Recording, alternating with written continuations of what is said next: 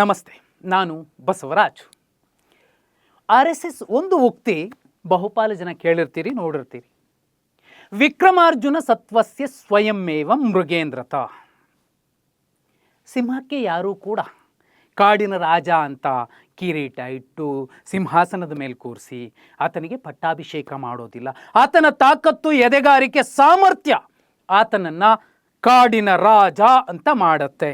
ಯಾಕೆ ಈ ಮಾತನ್ನು ಹೇಳ್ತಿದ್ದೀನಿ ಅಂದರೆ, ಈಗ ರಾಜ್ಯ BJPಯಲ್ಲಿ ಒಂದು ಚರ್ಚೆ ಆಗ್ತಿರುವಂಥದ್ದು. 2026 ನವೆಂಬರ್ 15ಕ್ಕೆ ವಿಜಯೇಂದ್ರ ಅವರು ಆ ಪೋಸ್ಟಿಂದ ಕೆಳಗಿಳಿಬಹುದು. ವಿಶೇಷ ನೋಡಿ, ವಿಜಯಕ್ಕೆ 5 ವಿಘ್ನಗಳಿರುವಂಥದ್ದು, ಒಂದೆರಡಲ್ಲ. ವಿಶೇಷ ಅದಕ್ಕಿಂತಲೂ ತುಂಬ ಇಂಪಾರ್ಟೆಂಟ್ ವಿಚಾರ, ರಾಜ್ಯದಲ್ಲಿ BJP ಅಧಿಕಾರದ ಗದ್ದುಗೆಗೆ ಬಂದು ಕೂರೋದಕ್ಕೆ ಸರಳ ಬಹುಮತದ ಸನಿಹಕ್ಕೆ ದಕ್ಷಿಣ ಭಾರತದ ಹೆಬ್ಬಾಗಿಲನ್ನು ಕಮಲಕ್ಕೆ ತೆಗೆದುಕೊಟ್ಟಿದ್ದು, ಅಲ್ಲಿ ಗಟ್ಟಿಯಾಗಿ ನಿಂತಿದ್ದು, ಒಬ್ಬಂಟಿಯಾಗಿ ವಿಪಕ್ಷದಲ್ಲಿ ಕೂತು ಗೋಳಾಡಿ ಒದ್ದಾಡಿ ಹೋರಾಡಿ ತಮ್ಮ ತನು ಮನದನಗಳನ್ನು ಜೀವನವನ್ನೇ ತೇದಿದ್ದು ಒಬ್ಬ ವ್ಯಕ್ತಿ, ಶಿವಪ್ಪ ಅವರ ನಂತರದಲ್ಲಿ ನೋ ಡೌಟ್ BS ಯಡಿಯೂರಪ್ಪ ಅವರು. ಅವರಿಗೆ ಅಧಿಕಾರಕ್ಕೆ ತರೋ ತನಕ, ಫಸಲು ಬರೋ ತನಕ ಹೇಗೆ ರೈತ, ಒಕ್ಕಲ್ತನ ಮಾಡೋ ರೈತ ಕಷ್ಟ ಬೀಳ್ತಾನೆ, ಬಿಸಿಲಲ್ಲಿ ಒದ್ದಾಡ್ತಾನೆ, ಬೆವರು ಸುರಿಸ್ತಾನೆ, ಇನ್ನೇನು ಫಸಲು ಬಂತು ತುಂಬ ಜನ ಬರ್ತಾರೆ ಕ್ರೆಡಿಟ್ ತಿನ್ನಕ್ಕೆ. ಆಗ ಆ ರೈತನನ್ನು ಎಷ್ಟರ ಮಟ್ಟಿಗೆ ದೂರ ತಳ್ತಾರೆ ಅಂದರೆ, ಇದೆಲ್ಲ ಫಸಲನ್ನು ಪಡೆದಿದ್ದು, ಹೋರಾಡಿದ್ದು, ಒದ್ದಾಡಿದ್ದು, ದುಡ್ದಿದ್ದು ನಾನೇ ಅಂತ ಹೇಳ್ಕೊತಾರೆ. ಅದೇ ರೀತಿ ರಾಜ್ಯದಲ್ಲಿ BJPಯನ್ನು ಅಧಿಕಾರದ ಗದ್ದುಗೆಗೆ ತಂದು ಕೂರಿಸೋದಕ್ಕೆ ಸಾಕಷ್ಟು ಶ್ರಮವಹಿಸಿದ ಯಡಿಯೂರಪ್ಪ ಅವರಿಗೆ ಹಂತ ಹಂತದಲ್ಲಿ ಹೆಜ್ಜೆ ಹೆಜ್ಜೆಗೆ ಕಲ್ಲೊಡೆದ ಶತ್ರುಗಳ ಪಾಳೆಯ, ಹಿತಶತ್ರುಗಳ ಪಾಳೆಯ ದೊಡ್ಡದಿತ್ತು. ಅಂಥವರ ಮಧ್ಯೆ ಕೂಡ ಯಡಿಯೂರಪ್ಪ ಅವರು 4 ಸಲ ಮುಖ್ಯಮಂತ್ರಿ ಆದರು, ಒಮ್ಮೆ ಉಪಮುಖ್ಯಮಂತ್ರಿ ಆದರು. ಓಕೆ, ಯಡಿಯೂರಪ್ಪ ಅವ್ರ ವಿಚಾರ ಒಂದು ಕಡೆ, ಅದು ಓಕೆ, ರಾಜಾಹುಲಿ ಅವರ ಅಭಿಮಾನಿಗಳ ಪ್ರಕಾರ. ವಿಜೇಂದ್ರ ಅವರ ವಿಚಾರಕ್ಕೆ ಬಂದರೂ ಕೂಡ ತೀರ ಭಿನ್ನವಾಗೇನಿಲ್ಲ. ಅವರ ತಂದೆಯ ನೆರಳಿನಾಚೆಗೆ ತಮ್ಮನ್ನು ಗುರುತಿಸಿಕೊಳ್ಳೋದಕ್ಕೆ, ತಮ್ಮ ಸ್ವಂತಿಕೆ ಏನಿದೆ, ತಮ್ಮ ಸ್ವಂತ ತಾಕತ್ತು ಏನಿದೆ ಅನ್ನೋದನ್ನು ತೋರಿಸೋದಕ್ಕೆ ಅಗ್ನಿ ಪರೀಕ್ಷೆಗಳನ್ನು ಮಾಡಿದ್ದಾರೆ, ಮಾಡ್ತಿದ್ದಾರೆ. ಈಗಲೂ ಕೂಡ ಅತಿರಥ ಮಹಾರಥ ಸೀನಿಯರ್ಸ್ಗಳ ಎದುರಲ್ಲಿ ವಿಜೇಂದ್ರ ಅವರು ತುಂಬ ಸಹನೆಯಿಂದ, ಸಂಯಮದಿಂದಲೇ ತಮಗೆ ಸಿಕ್ಕಂತಹ ಪೋಸ್ಟನ್ನು ಸದುಪಯೋಗ ಪಡಿಸ್ಕೋತಿದ್ದಾರೆ. ಯಾಕೆ, ಹೇಗೆ? 5 ವಿಘ್ನಗಳು ಆಗಿದ್ರೆ ವಿಜೇಂದ್ರ ಅವರು ಏನೂ ಮಾಡಲಿಲ್ವಾ? ನಂಬರ್ 1, 50 ಲಕ್ಷಕ್ಕೂ ಹೆಚ್ಚು ಸದಸ್ಯರನ್ನು ನೋಂದಾಯಿಸುವ ಮೂಲಕ ಪಕ್ಷಕ್ಕೆ ಬಹುದೊಡ್ಡ ಬಲವನ್ನು ತಂದು ಕೊಟ್ಟಿದ್ದು ಇದೇ ಯಡಿಯೂರಪ್ಪ ಅವರ ಮಗ ವಿಜಯೇಂದ್ರ. ಇನ್ನೂ ಮುಖ್ಯ ಅಂದರೆ, 70 ದಿನಗಳಲ್ಲಿ ಪಕ್ಷ ಸಂಘಟನೆಗೋಸ್ಕರ ಸುಮಾರು 10,000 ಕಿಲೋಮೀಟರ್ ರಾಜ್ಯ ಪ್ರವಾಸ ಮಾಡಿ ಒಬ್ಬ ಅನಾನುಭವಿ ಅಂತ ಸೀನಿಯರ್ಸ್ ಇರಬಹುದು, ಅವರ ಹಿತಶತ್ರುಗಳಿರಬಹುದು, ವಿರೋಧಿಗಳು, ಪಕ್ಷದಲ್ಲಿರೋರು ಟೀಕಿಸುತ್ತಿದ್ದ ಸಂದರ್ಭದಲ್ಲೇ ಜೆನ್ಜಿ ತಾಕತ್ತನ್ನು ಗುರುತಿಸಿ ಅವರನ್ನು ಬಿಗಿದಪ್ಪಿಕೊಂಡು ಹಳೆ ಮೈಸೂರು ಭಾಗದಲ್ಲಿ ಸುಮ್ಮನೆ ಓಡಾಡಿದ್ರೆ ನೀವು ಕೆಲವು ಹೆಸರು ಕೇಳ್ಬೋದು, ನಮ್ಮ ಸಿದ್ದರಾಮಣ್ಣ, ನಮ್ಮ ಕುಮಾರಣ್ಣ. ಅದೇ ರೀತಿ ನಮ್ಮ ವಿಜೇಂದ್ರಣ್ಣ ಅನ್ನುವಂಥ ಹುಡುಗರೂ ಕೂಡ ಇದ್ದಾರೆ. ಪಕ್ಷ ಬೇರೆ ಇರಬಹುದು, ಆದರೆ ಹಳೆ ಮೈಸೂರು ಭಾಗದಲ್ಲಿ ಹೆಜ್ಜೆ ಇಟ್ಟ ಕಡೆಯಲ್ಲೆಲ್ಲ ಅದು ಹಿಂದುಳಿದವರು ಇರಬಹುದು, ಲಿಂಗಾಯತ ಸಮಾಜದ ಹುಡುಗರು ಇರಬಹುದು, ದಲಿತ ಹುಡುಗರು ಇರಬಹುದು. ಯಾಕಂದರೆ ಇವರ ಬೇಸ್ ಬೇರೆ ಥರನೇ ಕಾಣಿಸ್ತಿದೆ. ಹೇಗೆ ಯಡಿಯೂರಪ್ಪ ಅವರನ್ನು ಅಲ್ಪಸಂಖ್ಯಾತರು ಕೂಡ ಇಷ್ಟಪಡ್ತಾರೋ, ಅದೇ ರೀತಿ ವಿಜೇಂದ್ರ ಅವರು ಹಿಂದುತ್ವದಾಚೆಗೆ ಬಸವ ತತ್ವವನ್ನು ಪಾಲಿಸುವಂತಹ ಎಲ್ಲರೂ ಶೋಷಿತರು, ದಮನಿತರು, ಹಿಂದುಳಿದವರು ವಿಜೇಂದ್ರ ಅವರನ್ನು ಕೂಡ ಇಷ್ಟಪಡ್ತಿದ್ದಾರೆ. ಇದು ವಾಸ್ತವ. ನೋಡಿ ಹೇಗಾಗುತ್ತೆ ಅಂದರೆ, ಯಾಕೆ ಇದೆಲ್ಲ ಚರ್ಚೆ ಮಾಡ್ತಿರೋದು? ನವೆಂಬರ್ 15 ಅಧಿಕೃತವಾಗಿ ಅವರು BJPಯ ರಾಜ್ಯಾಧ್ಯಕ್ಷರಾಗಿ ಪ್ರಮಾಣ ವಚನ ಸ್ವೀಕರಿಸಿದ್ರು. ಅಧಿಕೃತವಾಗಿ ಆ ಪೋಸ್ಟ್ಗೆ ಬಂದು ಕೂತ್ಕೊಂಡ್ರು. ನವೆಂಬರ್ 15 ಬಂದರೆ ಆಲ್ಮೋಸ್ಟ್ 3 ವರ್ಷ. 2023 ನವೆಂಬರ್ 15, ಈಗ 26. ಅಲ್ಲಿಗೆ ಯಾರು ಬರ್ತಿದ್ದಾರೆ ನೋಡಿ, ಎಂತೆಂಥವ್ರು. ರಾಜ್ಯದಲ್ಲಿ ಸಾಕಷ್ಟು ಸಲ ಅಧಿಕಾರ ಉಂಡವರು, ಬೇರೆ ಬೇರೆ ಪಕ್ಷಗಳಿಂದ ಬಂದು BJPಗೆ ಸೇರಿಕೊಂಡವರು, ಕೇಂದ್ರ ಸಚಿವರಾಗಿರುವಂಥವರು, ಎರಡೂ ಪಕ್ಷಗಳಲ್ಲಿ, NDA ಕೂಟದ ಎರಡೂ ಪಕ್ಷಗಳಲ್ಲಿ ಇರುವಂಥವರು, ದೈತ್ಯರು ವಿಜಯೇಂದ್ರ ಅವರಿಗೆ ಬೇಕಂತಲೋ ಅಥವಾ ಬೇಡ ಅಂತಲೋ, ಯಾಕಂದರೆ ಇನ್ನೆಲ್ಲಿ ದೊಡ್ಡದೊಂದು ಬೇರು ಬಿಡುತ್ತೋ, ಹೇಗೆ ಯಡಿಯೂರಪ್ಪ ಅವರನ್ನು ಕದಲಿಸೋದಕ್ಕೆ ಕಷ್ಟ ಬಿದ್ದರು, ಅದೇ ರೀತಿ ವಿಜೇಂದ್ರ ಅನ್ನುವಂತಹ ಒಂದು ಬೇರು ಸ್ಟ್ರಾಂಗ್ ಆಗಿ ಬೇರೂರೋದಕ್ಕೆ ಬಿಡ್ತಾನೇ ಇಲ್ಲ. ನಿಮಗೆ ಕಾಂಗ್ರೆಸ್ಗೂ ಬಿ ಜೆ ಪಿಗೂ ಏನು ವ್ಯತ್ಯಾಸ ಕಾಣಿಸ್ತಿಲ್ಲ ನೋಡಿ. ಒಬ್ಬ ದೊಡ್ಡ ಮಾಸ್ ಲೀಡರ್ ಅವರನ್ನು ಸಿ ಎಂ ಸ್ಥಾನದಿಂದ ಇಳಿಸಬೇಕು ಅಂತ ಕಾಂಗ್ರೆಸ್ನಲ್ಲಿ ಒದ್ದಾಡ್ತಾನೇ ಇದ್ದಾರೆ, ಸಾಧ್ಯ ಆಗ್ತಿಲ್ಲ. ಅದೇ ರೀತಿ ವಿಜೇಂದ್ರ ಅವರು 2023 ಮೇ 15 ಆ ಬಿ ಜೆ ಪಿ ರಾಜ್ಯಾಧ್ಯಕ್ಷ ಸ್ಥಾನಕ್ಕೆ ಬಂದು ಕೂತಾಗಿಂದ ಇಲ್ಲಿ ತನಕ ಕೂರೋಕ್ಕಿಂತ ಮುಂಚಿನಿಂದಲೂ ಕಲ್ಲು ಒಗಿತಾನೇ ಇದ್ದಾರೆ. ಸಹಿಸ್ಕೊಳ್ಳೋದೊಂದೇ ಕೆಲಸ ಅನ್ನೋ ರೀತಿಯಲ್ಲಿ, ಯಾಕಂದರೆ ಶಾಸಕರಾಗೋಕ್ಕೆ ಮುಂಚೆನೇ 2 ಉಪಚುನಾವಣೆಗಳಲ್ಲಿ ಬೈಪೋಲ್ ಎಕ್ಸ್ಪರ್ಟ್ ಅನ್ನುವಂತಹ ದೊಡ್ಡ ಒಂದು ಹೆಗ್ಗಳಿಕೆಯನ್ನು, ಖ್ಯಾತಿಯನ್ನು ಪಡ್ಕೊಂಡಂತಹ ವಿಜೇಂದ್ರ ಅವರು ಶಿರಾ ಮತ್ತು KR-ಪೇಟೆಯಂತಹ ಬಿ ಜೆ ಪಿಯೇತರ ಭದ್ರಕೋಟೆಯನ್ನು ಕಮಲಕ್ಕೆ ಗೆಲುವಿನ ಹಾರವನ್ನಾಗಿ ಮಾಡಿಕೊಟ್ಟವರು ವಿಜೇಂದ್ರ ಅವರು ಅಂತ ಹೈಕಮಾಂಡ್ ಕೂಡ ನೋಡ್ತು, ಮಾಧ್ಯಮಗಳು ಕೂಡ ಹೇಳಿದ್ವು, ಕಣ್ಮುಂದೆ ಕಾಣಿಸಿದ ಸತ್ಯ, ಯಾವುದೋ PR ಸ್ಟಂಟ್ ಅಲ್ಲ.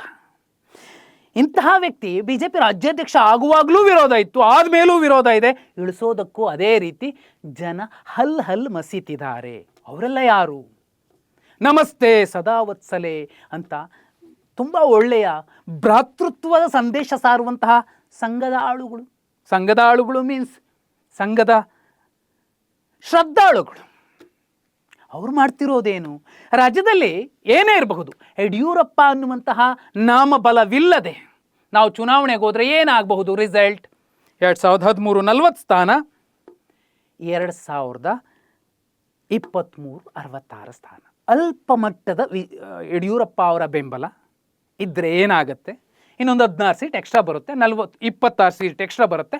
40 ಬಂದಿತ್ತು ಅವತ್ತು ಯಡಿಯೂರಪ್ಪ ಇಲ್ಲದೆ, ಈಗ 26 66 ಬಂದಿದೆ. ಒಂದು ವೇಳೆ ನಳಿನ್ ಕುಮಾರ್ ಕಟೀಲ್ ಅವರು ಏನು 4 ವರ್ಷ 82 ದಿನ ಆ ಆಫೀಸಲ್ಲಿದ್ದರು, ರಾಜ್ಯಾಧ್ಯಕ್ಷರ ಸ್ಥಾನದಲ್ಲಿದ್ದರು, ಅವ್ರ ಬದಲಿಗೆ ಒಂದು 6-7 ತಿಂಗಳು ಮುಂಚೆನೇ ವಿಜೇಂದ್ರ ಅವರು ರಾಜ್ಯಾಧ್ಯಕ್ಷರಾಗಿದ್ದಿದ್ರೆ ರಿಸಲ್ಟ್ನ ಚಿತ್ರಣ ಕೂಡ ಬದಲಾಗ್ತಿತ್ತು ಅಂತ ಕೆಲವರು ವಿಶ್ಲೇಷಿಸ್ತಾರೆ, ಅದನ್ನು ಒಪ್ಪಬಹುದು. ಇದೆಲ್ಲದರ ಮಧ್ಯೆ ತುಂಬ ನೋಡಿ ಹೇಗೆಲ್ಲ ವಿರೋಧಗಳು ಬರುತ್ತೆ ಅವರಿಗೆ. ಆಗಸ್ಟ್ 3 2024 ಇದೇ ಮುಖ್ಯಮಂತ್ರಿ ಸಿದ್ದರಾಮಯ್ಯ ಅವರ ವಿರುದ್ಧ ಏನು ಅರ್ಕಾವತಿ ಪ್ರಕರಣ ಇರಬಹುದು ಅಥವಾ ಮೂಡ ಪ್ರಕರಣ ಇರಬಹುದು, ಎಲ್ಲ ಕಡೆ ಅವರು ನೇರವಾಗಿ ಧ್ವನಿ ಎತ್ತಿದ್ರು, ಎಷ್ಟು ನಾಜೂಕಾಗಿ ಧ್ವನಿ ಎತ್ತಿದ್ರು. ಮೂಡ ವಿಚಾರವಾಗಿ ಇವರು ಮೈಸೂರು ಚಲೋ ಮಾಡ್ತೀವಿ ಅಂತ ಹೈಕಮಾಂಡ್ನಿಂದ ಪರ್ಮಿಷನ್ ತೊಗೊಂಬಂದರೆ ಅಷ್ಟೊತ್ತಿಗಾಗಲೇ NDA ಕೂಟದ ಮತ್ತೊಂದು ಪಕ್ಷದ ನಾಯಕ ಇಲ್ಲ ವಿಜೇಂದ್ರ ಒಬ್ಬರೇ ಹೋದರೆ ಅವ್ರಿಗೆ ಮಾತ್ರ ವರ್ಚಸ್ ಬೆಳೆಯುತ್ತೆ, ಅಲ್ಲಿಗೆ ನನ್ನ ಮಗನೂ ಹೋಗಬೇಕು ಅಂತ ಅಡ್ಗಾಲು ಹಾಕಿದ್ರು. ವಿಧಿ ಇಲ್ಲದೆ ಎಲ್ಲವನ್ನ ಸಹಿಸಿಕೊಂಡು ವಿಜೇಂದ್ರ ಅವರು ನಿಖಿಲ್ ಕುಮಾರಸ್ವಾಮಿ ಅವ್ರ ಜೊತೆಯಲ್ಲಿ ಹೆಜ್ಜೆ ಹಾಕಿದ್ರು. ಅದು ಕೂಡ ಸಕ್ಸಸ್ಸೇ ಆಯಿತು. ಅದರ ಕ್ರೆಡಿಟ್ ಪಡೆಯೋದಕ್ಕೆ ಎಲ್ಲರೂ ಒದ್ದಾಡಿದ್ರು, ಗುದ್ದಾಡಿದ್ರು. ಆದರೂ ಮೈಸೂರು ಚಲೋ ಅಂದರೆ ವಿಜೇಂದ್ರ ಅನ್ನುವಂತಹ ಒಂದು ಹೆಸರು ಕಣ್ಮುಂದೆ ಬಂದು ನಿಲ್ಲುತ್ತೆ. ಪಾದಯಾತ್ರೆ, ಹೋರಾಟ ಎಲ್ಲ ವಿಷಯದಲ್ಲೂ ಕೂಡ ವಿಜೇಂದ್ರ ಅವ್ರದ್ದು ಹೇಗಿದೆ ಅಂದರೆ, ನಿಮಗೊಂದು ಪೋಸ್ಟ್ ಕೊಟ್ಟಿದ್ದೀವಿ, ಈ ಕಡೆನೂ ಮುಳ್ಳಿದ್ದಾವೆ, ಈ ಕಡೆನೂ ಮುಳ್ಳಿದ್ದಾವೆ, ಕೆಳಗೂ ಮುಳ್ಳಿದೆ, ಸಹಿಸ್ಕೊಂಡು ಹೋಗಿ ಅನ್ನೋದನ್ನಷ್ಟೇ ಮೇಲಿನಿಂದ ಒಂದು ನಿರ್ದೇಶನ ಕೊಟ್ಟಿದ್ರು. ನೋಡಿ, RSSನ ಪ್ರಮುಖರಾಗಿರುವಂಥವರೇ ಕೆಲವರು ದೆಹಲಿಯಿಂದ ಪದೇ ಪದೇ ಪದೇ ವಿರೋಧ ವ್ಯಕ್ತಪಡಿಸ್ತಾನೆ ಇದ್ರು, ಬೇರೆಯವ್ರ ಮೂಲಕ ಪಡಿಸ್ತಿದ್ರು. ಈಗಲೂ ದೊಡ್ಡದೊಂದು 5 ಜನರ ಲೀಸ್ಟ್ ಇದೆಯಲ್ಲ, ಆ ಜಾಗಕ್ಕೆ ಬಂದು ಕೂರುವಂಥವ್ರು ಅಂತ. 2026 ನವಂಬರ್ 15 ಆಗುತ್ತೆ. ಆಗಲ್ರಿ, ಸಿಂಪಲ್. ಯಾಕಂದರೆ 2026 ನವಂಬರ್ 15 ಅಂದರೆ 2027 ಅಂತಲೇ. ಇನ್ನು ಆ ಕಡೆ 1 ವರ್ಷ ಇರುತ್ತೆ. ಇನ್ನೊಂದು ವರ್ಷ ಇರುವಾಗ ಎಲೆಕ್ಷನ್ಗೆ, 2028ರ ಎಲೆಕ್ಷನ್ಗೆ, ವಿಧಾನಸಭಾ ಚುನಾವಣೆಗೆ ವಿಜೇಂದ್ರ ಅವರನ್ನು ಬದಲಿಸ್ತೀವಿ, ಯಾರಂತಂದು ಕೂರಿಸ್ತೀರಿ? ಎಲ್ಲರೂ ಒಪ್ಪುವಂತಹ ಎಂಥ ನಾಯಕ ಬಂದು ಕೂರ್ತಾನಲ್ಲಿ? ಪ್ರಶ್ನಿಸಬೇಕಾದಂತಹ ವಿಚಾರ. 4 ವರ್ಷ ಕಟೀಲ್ ಅಂತವ್ರು ಕೂತಿದ್ರು, 4 ವರ್ಷ 5 ವರ್ಷ ಈಶ್ವರಪ್ಪ ಅಂಥವರು ಕೂತಿದ್ರು, DV ಸದಾನಂದ ಗೌಡರು ಕೂತಿದ್ರು ಸುದೀರ್ಘ ಅವಧಿಗೆ. ಯಾಕಂದರೆ BJP ರಾಜ್ಯಾಧ್ಯಕ್ಷರಾಗಿ ಅತಿ ಹೆಚ್ಚು ಕಾಲ ಆ ಸ್ಥಾನದಲ್ಲಿ ಉಳಿದವರು ಆಲ್ಮೋಸ್ಟ್ 7-8 ವರ್ಷ ಬೇರೆ ಬೇರೆ ಸಂದರ್ಭಗಳಲ್ಲಿ BS ಯಡಿಯೂರಪ್ಪ ಅವರು. ರಾಜ್ಯಾಧ್ಯಕ್ಷ ಸ್ಥಾನದಲ್ಲಿ ಕೂತವರ ಚರಿತ್ರೆ ಹೀಗಿರೋ ಸಂದರ್ಭದಲ್ಲಿ ವಿಜೇಂದ್ರ ಅವರನ್ನು ಬದಲಿಸ್ತಾರೆ, ಹೇಗೆ? ರಿಸಲ್ಟ್ ಏನಾಗಬಹುದು? ಕಣ್ಣು ಮುಂದೆ ಇದೆ 2013 ರಿಸಲ್ಟ್. ವಿತೌಟ್ ಯಡಿಯೂರಪ್ಪ 40 ಸ್ಥಾನ. ಅಲ್ಪ ಮಟ್ಟಿಗೆ ಅವರ ಸಂಪೂರ್ಣ ವಿಶ್ವಾಸವನ್ನು ಗಿಟ್ಟಿಸಿಕೊಳ್ಳದೆ ನಾವು ಹೋಗ್ತೀವಿ 66 ಸ್ಥಾನ. ಈಗ ವಿಜೇಂದ್ರ ಅವರನ್ನು ಕೆಳಗಿಳಿಸ್ತೀವಿ, ಅದಕ್ಕೆಲ್ಲ ದೊಡ್ಡ ಮಟ್ಟದಲ್ಲಿ ಪ್ಲಾನ್ ಆಗ್ತಿದೆ, ಸ್ಕೆಚ್ ಹಾಕಿದ್ದೀವಿ. ಇವತ್ತು ವಿಶ್ವವಾಣಿ ಒಂದು ಆರ್ಟಿಕಲ್ ತುಂಬ ಚೆನ್ನಾಗಿದೆ, ಅಚ್ಚುಕಟ್ಟಾಗಿದೆ.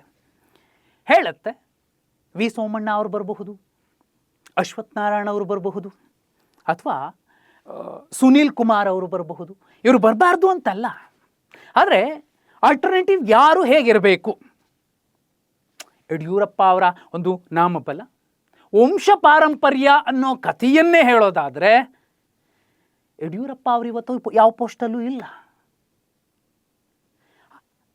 ಒಂದು ವೇಳೆ ರಾಷ್ಟ್ರೀಯ ಅಧ್ಯಕ್ಷರು ತಾತ ಆಗಿ, ರಾಜ್ಯಾಧ್ಯಕ್ಷರು ತಂದೆ ಆಗಿ, ಯೂತ್ ಪ್ರೆಸಿಡೆಂಟೂ ಕೂಡ ಮಗ ಅಥವಾ ಮೊಮ್ಮಗ ಆದರೆ ಅದು ವಂಶ ಪಾರಂಪರ್ಯ ಆಗತ್ತೆ. ವಿಜೇಂದ್ರ ಅವರ ಮಟ್ಟಿಗೆ ಅದು ಬರುತ್ತಾ?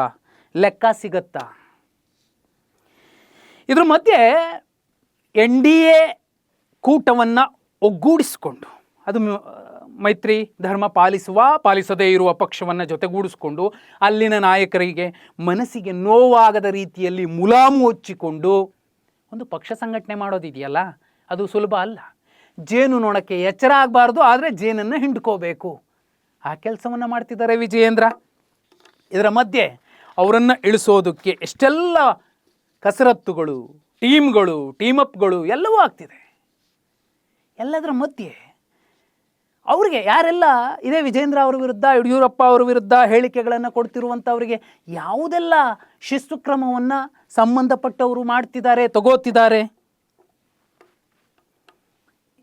ಒಂದು ಸಣ್ಣ ಪುಟ್ಟ ವ್ಯತ್ಯಾಸಗಳಿರಬಹುದು ವಿಜೇಂದ್ರ ಅವರ ವಿಚಾರದಲ್ಲಿ, ಆದರೆ ಅನಾನುಭವಿ ಅಂತ ಹೇಳೋದಕ್ಕೆ ಏನಿದೆ? ಕಣ್ಮುಂದೆ 2024 ಲೋಕಸಭಾ ಚುನಾವಣೆನೇ ತಗೊಳ್ಳೋಣ. ಅತಿ ದೊಡ್ಡ ನಾಯಕತ್ವ ಸಿದ್ದರಾಮಯ್ಯ ಅವರ ನಾಯಕತ್ವ, ಗ್ಯಾರಂಟಿಗಳು ಜನಪ್ರಿಯಗೊಂಡಿದ್ವು. ಆ ಹೆಣ್ಣು ಮಕ್ಕಳಿಗೆ 2,000 ಸಿಗುತ್ತೆ. ಎಕ್ಸಿಟ್ ಪೋಲ್ಗಳೇ ಬೇರೆ ಬೇರೆ ನಂಬರ್ ಕೊಟ್ಟಿದ್ವು. ಲೋಕಸಭೆಯಲ್ಲಿ ಏನಾಗುತ್ತೆ ಕರ್ನಾಟಕದಲ್ಲಿ ಅಂತ, ಸುಮಾರು 20 ಸ್ಥಾನ ಗೆಲ್ಲಬಹುದು ಅಂತ KPCC ಅಧ್ಯಕ್ಷರೇ ಹೇಳ್ಕೊಂಡಿದ್ರು. ಅಂತಹ ಬಹುದೊಡ್ಡ ಜನಪ್ರಿಯತೆ, ಬಹುದೊಡ್ಡ ಜನ ಬೆಂಬಲದ ಒಂದು ಪ್ರೊಜೆಕ್ಷನ್ ಇತ್ತು. ಅದರ ಮಧ್ಯೆ ಕೂಡ ರಾಜ್ಯಾಧ್ಯಕ್ಷರಾಗಿ ತಮ್ಮ ಪಕ್ಷದ 17 ಸಂಸದರು, ಮೈತ್ರಿ ಪಕ್ಷದ 2 ಸಂಸದರು ಗೆಲ್ಲುವಂತೆ ನೋಡಿಕೊಂಡ ರೀತಿ, ನೀತಿ, ರಿವಾಜು, ವಿಧಾನ ಒಂದು ಉಲ್ಲೇಖಾರ್ಹ. ಇದು ವಿಜೇಂದ್ರ ಅವರ ಲೆಕ್ಕ. ಅವರು ರಾಜ್ಯಾಧ್ಯಕ್ಷರಾಗಿ ಅವರು ಮಾಡಿದಂಥ ಎಡವಟ್ಟೇನು? ಏನು? ಕೆಲಸಕ್ಕೆ ಬಾರದ, ಅದಕ್ಕಿಂತಲೂ ಮುಖ್ಯವಾಗಿ ಇದುವರೆಗೂ ವಿಧಾನಸಭೆಯ ವಿಪಕ್ಷ ನಾಯಕರೊಬ್ಬರು ಬೆಂಚ್ಮಾರ್ಕ್ ಟಾಪಲ್ಲಿರೋರಲ್ಲ, ಯಾರಾದರೂ ಇದ್ದರೆ ಈಗಿನವರು, ಅಂತಹ ವಿಪಕ್ಷ ನಾಯಕನನ್ನು ಕೊಟ್ಟು ವಿಧಾನಸಭೆಗೆ ಮಾತ್ರ, ವಿಧಾನ ಪರಿಷತ್ನ ವಿಪಕ್ಷ ನಾಯಕರು ಬೆಸ್ಟೇ ಇದ್ದಾರೆ. ನೀವು ರಾಜ್ಯಾಧ್ಯಕ್ಷರು ಗುದ್ದಾಡಿ ಕಾದಾಡಿ ಅಂತ ಹೇಳಿದ್ರೆ ಏನಾಗಬಹುದು? ಒಂದಷ್ಟು ವ್ಯತ್ಯಾಸಗಳು, ಒಂದಷ್ಟು ವಿರೋಧಗಳು. ಮೈತ್ರಿ ಧರ್ಮ ಪಾಲಿಸುವಂಥವರು ದೆಹಲಿಗೆ ಹೋಗಿ ಪದೇ ಪದೇ, ಅಂಥವರ ಮಧ್ಯೆ ಇಷ್ಟು ವಿರೋಧ, ಉಸಿರಾಡೋದಕ್ಕೂ 8 ಸಲ ಅವರು ಉಸಿರಾಡ್ಬಿಟ್ಟಿದ್ದಾರೆ ವೇದಿಕೆ ಮೇಲೆ, ನಮ್ಮವರೇ 4 ಸಲ ಉಸಿರಾಡ್ತಿದ್ದಾರೆ ಅನ್ನುವಷ್ಟರ ಮಟ್ಟಿಗಿನ ಪೈಪೋಟಿಗಳ ಪಿನ್ನಿಂಗ್ಗಳ ಮಧ್ಯೆ ವಿಜೇಂದ್ರ ಅವರು ತೀರಾ ಕಳಪೆ ಮಟ್ಟದ ಸಾಮರ್ಥ್ಯ ತೋರಿಸಿಲ್ಲ, ಒಳ್ಳೆಯ ಕೆಲಸವನ್ನೇ ಮಾಡಿದ್ದಾರೆ. ರಾಜ್ಯಾಧ್ಯಕ್ಷರಾಗಿ ಮುಂದಿನ 1 ದಶಕದ ಕಾಲಕ್ಕೆ ವಿಜೇಂದ್ರ ಅಂತಹ ನಾಯಕತ್ವ ಬೇಕಿತ್ತು, ಅದಿದೆ. ಆದರೆ ಅದನ್ನು ಇಳಿಸ್ತಾರೆ, ಅದಾಗುತ್ತೆ? ಅಸಾಧ್ಯ. ಹೇಗೆ DK ಶಿವಕುಮಾರ್ ಅವರು ಪದೇ ಪದೇ ಹೇಳ್ತಿರ್ತಾರೆ, ಫಸ್ಟ್ ಸಿದ್ದರಾಮಯ್ಯ ಅವರು ಹೇಳಿದ ಹೇಳಿಕೆ ಅದು, more strong more enemies, less strong less enemies. Strong ಇರೋದಕ್ಕೆ ವಿಜೇಂದ್ರ ಅವನನ್ನು ವಿರೋಧಿಸ್ತಿದ್ದಾರೆ. ಸಿಂಪಲ್. ಆ ಪಕ್ಷದಲ್ಲಿ, ಕಾಂಗ್ರೆಸ್ ಪಕ್ಷದಲ್ಲಿ ದೊಡ್ಡ ಮಾಸ್ ಲೀಡರ್ ಒಬ್ಬರನ್ನು ಎಲ್ಲರೂ ವಿರೋಧಿಸ್ತಿದ್ದಾರೆ ಅಂದರೆ ಅವರು ಅಷ್ಟರ ಮಟ್ಟಿಗೆ ಸ್ಟ್ರಾಂಗ್ ಇದ್ದಾರೆ ಮತ್ತು ತುಂಬ ಜನಪ್ರಿಯತೆಯನ್ನು ಪಡ್ಕೋತಿದ್ದಾರೆ ಅನ್ನೋದೇ ಒಂದು ಒಪ್ಪಬಹುದಾದ ವಿಚಾರ. ಆದರೆ ಈ ಕಡೆ ಯಂಗ್ ಮಾಸ್ ಲೀಡರ್ ಒಬ್ಬರು, ಅಪ್ಕಮಿಂಗ್ ಯಂಗ್ ಮಾಸ್ ಲೀಡರ್ ಒಬ್ಬರು ತುಂಬ ಜನಪ್ರಿಯರಾಗ್ತಿದ್ದಾರೆ. ಅವರ ಕೆಲಸ ಕಾರ್ಯ ತುಂಬ ಜನ ಇಷ್ಟಪಡುವ ರೀತಿ ಇದೆ. ಆ ಕಾರಣಕ್ಕೋಸ್ಕರನೇ ಇವ್ರಿಗೂ ವಿರೋಧ ವ್ಯಕ್ತ ಆಗ್ತಿದೆ ಅಂತಲೇ ಒಪ್ಪಬೇಕಲ್ವಾ? ವಿಜೇಂದ್ರ ಅವರು ಬದಲಾಗ್ತಾರೆ, ಅವ್ರ ಜಾಗಕ್ಕೆ ಬೇರೆಯವ್ರನ್ನ ತಂದು ಕೂರಿಸ್ತಾರೆ ಎನ್ನುವಂತಹ ವಿಚಾರ ಒಪ್ಪಬಹುದಾದದ್ದೇ. ಆದರೆ ಯಾರು ಬಂದು ಕೂರಬಹುದು? ವಿಜೇಂದ್ರ ಅವರಿಗೆ ಆಲ್ಟರ್ನೇಟಿವ್ ಯಾರು? ಎಲ್ಲ ರೀತಿಯಲ್ಲೂ ಕಮೆಂಟ್ ಮಾಡಿ.